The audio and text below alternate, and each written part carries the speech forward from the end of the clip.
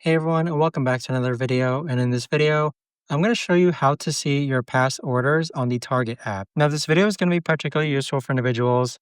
Let's say that you just ordered something from Target and you're wondering, what did you actually order? Well, this video is going to be short, sweet, and simple, guys. There's not going to be a lot of steps involved. But the first thing that we're going to do is open up the Target app. Next, you're going to click on the bottom right-hand corner where it says My Target. Now, you do need to actually go ahead and be logged in and have an account created. But afterwards, you can go ahead and click on Purchase History, and then you're going to see the difference between your online purchases and your in-store purchases. So as you can see, have my in-store purchases here, and you can see all the in-store purchases that I've made. But there you have it, guys. That right there is the best and easiest way that I know of to actually go ahead and see your past orders from the Target app.